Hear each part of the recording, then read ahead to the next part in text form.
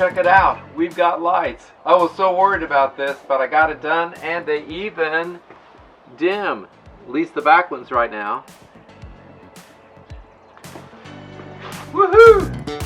Hi, Charles here. Well, I'm inside. It's dark outside, but I thought this would be a great way to do a video about the puck lights. Let me show you how I did it. Thanks for watching. Well, isn't it nice and bright in here? We really wanted the white walls and really bounces the light around. We're not putting shelves in or cabinets, and we don't think that's going to change because we're not full-timers. So that just helps lighten the place up. We've been in some vans that have dark wood, and it's pretty, but we just want it as light as possible. And so we have added the extra windows here, and I wanted a bunch of puck lights. Almost put a row down the middle, but that would have been probably overkill. Like a lot of people, it's intimidating about doing this lighting because at some point the wiring gets covered up. At least with the puck lights, they are up above the shiplap. We have screwed in, not Brad nailed it. So if something horrible happened, we could get to it, but I actually can get to it by pulling these out.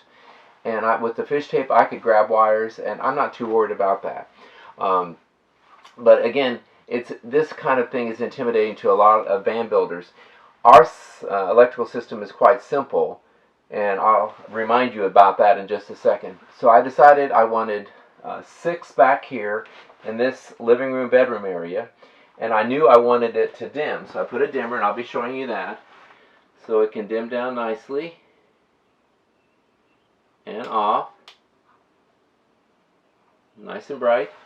And these are Acegoo, I'll put a picture up, puck lights from Amazon. I think they come in groups of 4 if I remember correctly. And so I've actually got 10 in here. So this is my group A, and where the camera is, there are 4 above, that's group B. My plan was just to have those static, just on, off with the sink cabinet here with the switch. But we like this. I finally got a good dimmer that's made by the same company. So I'll show you that dimmer. I haven't installed it yet because I don't have this kitchen cabinet yet. We finished all of the shiplap, and Susie is now preparing the cabinets. We were just going to want to bring everything in fast, but we realized there are things to do, and we're really carefully thinking about how we're mounting the bed platforms and cabinets so they won't come flying at us. And we've got a good plan, especially with all my plus nuts in the walls. I can have stuff anchored. Anyway, let's get to the wiring, and I'm going to use a little bit of footage from, I think it's episode 12 or 13, where I did some pre-wiring, so you can see how I laid it out. But basically, I just ran wires and taped them with painter's tape. And well, let me go ahead and just talk about that for a second before I sit down. I've got my fuse block down here, and so I ran pairs of wires, positive and negative. Typically, it's black and red. I had some that's green and red because one of the places I was getting wire from ran out. So I ran a pair of wires up the wall. This is puck light 1, 2, 3, 4, 5, and 6. So here's an example. I've got a wire going through this beam, and here it is up here. And so I've got the split black loom, and it's taped around, and it's shoved in there. And I also have duct tape on that hole, and those 2 holes I did widen just a bit. And there you see it going through the beam over there, more loom over there. And so when I tested it recently, all I did was I put this light here, plugged in one of my Ecoflow lithiums. It lit up, so I knew juice was going around. The 4 up there, I have another pair of wires coming up and around and down and over, and the wiring goes here from the fuse block. Then I have another pair of wires that are going up to the 1, 2, 3, 4 puck lights up there. So I'll put a dimmer there between the lines coming from the fuse block and power and from the wires, and I'll wire it into the dimmer, and I'll be good. So that's what I did. A couple suggestions. I thought I gave myself extra, but I had to, sometimes the connection didn't work, and I had to cut and go again. And so my loops are about like this. I would suggest be generous. Give yourself a really nice loop, because when you're done, once you're done wiring, who cares if you got 8 inches extra or more? just kind of loop it up and push it up in there. That way you can always come back later on. If the light fails or some great new light comes out, you can just pull these out because they're spring loaded, pull them out and cut, rewire. So I had a tough time with a couple. I was working really close getting the stripping the wires and heat shrinking and all that jazz. So that's how it is. 6 and 10, running the wires and just making sure to keep track of where they were when they went back to the fuse block. Let's take a closer look at just the elements of it, and it's pretty easy. Well, by the way, we chose the warm lights. They have the pure white, and some people prefer that, but we like the warm. And like I say, they're not expensive, and they work well, easy to get to if you need to fix them. So as I've said more than once, we are powered by lithium units, solar generators from Ecoflow. And so I've got 2 Deltas, a River Max, a River Pro, and extra battery. So we're well set for that. So right now I've got a River Max here, or is this River Pro? Sometimes I can't tell. Yeah, this is a River Max. So it's got the extra battery below, so that adds up to, makes it 576 watts. And so whether I'm using this or the Delta, whatever, I've got a cord like this. And this is Cuzec, C-U-Z-E-C. I like these plugs. They really snap in tight. Some of you have had experience with, air compressors and other things that just don't stay plugged in, or refrigerators, and they blame the refrigerator company. Number one, why do they keep using these? Just go to XT60 connectors or something instead of this antiquated thing. They don't want smoking in movies and all that, so why are we hanging on to cigarette lighter ports? I don't get it. So hopefully that will change eventually. But these Cuzec really hold in tight. I've never had them pop out. So I just bought this one. I had originally on this, but it's too long. So it's just a standard cord with a positive and negative terminal. And all I did was, this is plugged into the positive and negative of this Blue Seas fuse block that can do 12 circuits. I'm not using them all. I have extra, which is always good. And then it's plugged into the Ecoflow. What tools do you need? Basically, all I needed was a crimper. I used a stripper. This is a stripper too, but this is an automatic one. When it works, it's great. Sometimes it gets caught, but anyway, it's nice having the automatic stripping. It pulls it well for you. You don't cut and lose a bunch of wires. So I get a good one. And then I use a pair of sharp scissors, which unfortunately the other day when I was doing the last light, I was trimming wires off for the butt connectors and cut myself, and so I have 4 stitches.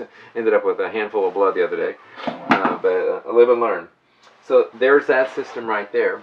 And then what I mainly used to make connections were butt connectors. And I'll bring in the camera closer here, but I tried using, and I use them a lot for 1614 gauge wire, these blue butt connectors, and I used them in various places, and they worked great.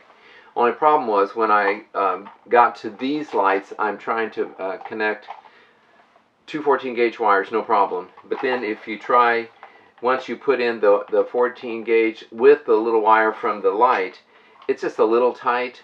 So I went to these 10 12 gauge, and I prefer the heat shrink ones. Home Depot was out of the ones, but I used 10 12, and it was so much easier. Just have to really make sure when you crimp these lights, when you crimp the wires and butt connectors, crunch it really, really hard. Now some people will twist them and solder them, and you can do that. I just think this is a more solid connection. And so let me get in closer here, and let me just show you how I did the wiring. So real quickly, let's talk about the basic wiring. So I already mentioned that we've got wires going up the ceiling, and we're leaving a loop at each location. Tape it, and then take the 2 wires and go to the next location, next location, next location, and when you get to the very end, then you can cut it off, give yourself plenty of extra, and that will be the last one in that chain, you might say. And you're just making sure when you bring it back to the fuse block, you tape it and mark it. If you don't have the fuse block in yet, just use painter's tape and mark it. Just be sure, because it's so easy to forget what you've done. So here we have a simple puck light. You may get something different, but they're all basically the same. They have these really strong springs that you lift up and push into the shiplap or whatever ceiling wood you're using. And it's got a red and a black wire. And so what we want to do whether you're using the big ones or the small ones. I'm going to do it this way. So what we've got is the wires are coming. You've got your loop. So Matt, this is teeny, but you've got your loop hanging from the ceiling, and so I'm going to take it and cut it.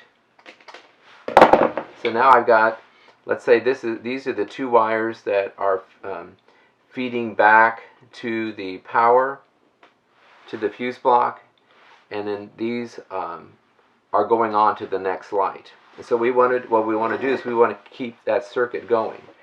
And so what I do is I will take a couple of these, whether it's whatever size you use, and I will strip this back. So let me just, this is actually a little lighter gauge wire than what I use. I use 14 gauge. So I just take it, strip it, and so I would take it in, push it into the butt connector, and I'm just going to take my crimper. This is on one side only, it has just the one wire coming. And I crimp it really hard, and that one didn't go. So I need to go a little harder. There we go, I felt it. Okay, so now we've got a good connection there. It's a heat shrink. And so I have a heat gun. You can use a flame, however you want to do it. I really like these heat shrink. We shrink it, and then I actually typically use black tape, and I tape it as well. So here we go.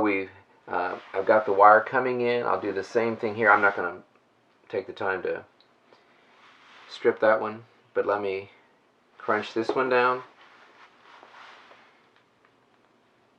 See if I can get this one better. And it shows you places for the various size wires. So I've got here it's coming from let's say from the power. It really doesn't make a difference which direction we're going right now, but I come in with a red and a black, and now I need to come in with this red and this red. This is the power for the light, and I'm going to go in here, and this one I'm just going to show you. I'm not going to do it. I will shove those in. The tricky part is when you strip this, well, I better strip this just to give you an example. Instead of I'm going to do a how-to, but I sort of am. There are better videos. So you're going to take it and twist them and get them as one, marry them. And so we're going to shove that in and get a good crimp on it. So we're going to do that with the reds. We're going to do that with the negatives. And these puck lights, it's a black and red, but just assume it's all black.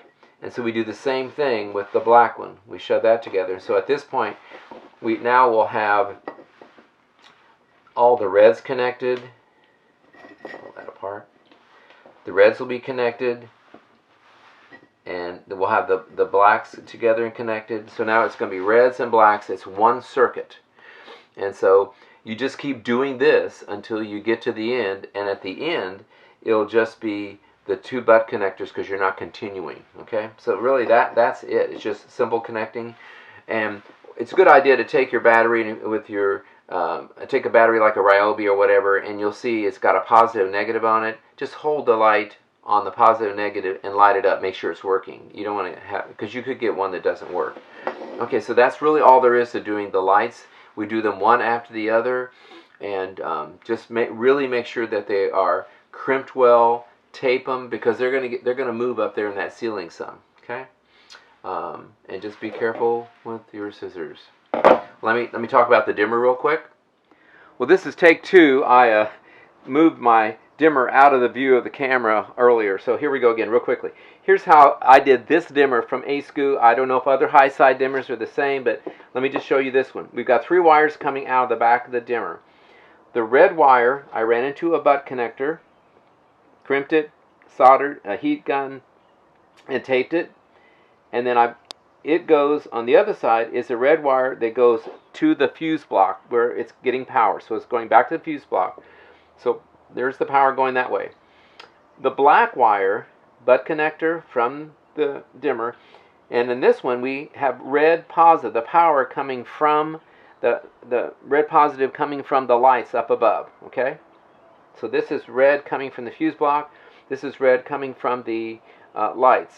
And then last, we've got the white wire coming out of the dimmer, and with there I'm connecting two. So what I did was, I'm just holding this example, I've got the white wire coming into the butt connector, and you would have this wire also in there. So just imagine that.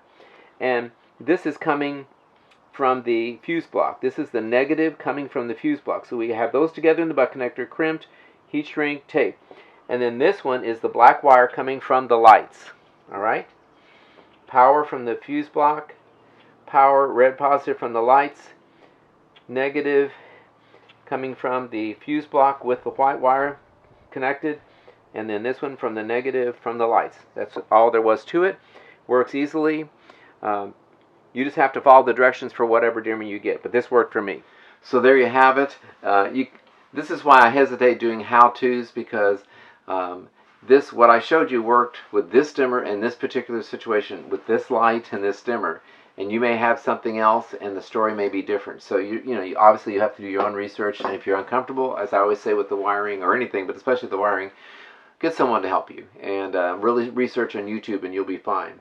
The lights are just simply a pair of wires that you're connecting one after the other, getting the positive and the negatives going together, and then either running them to a standard on-off switch, or if you choose to do a dimmer. That's basically it.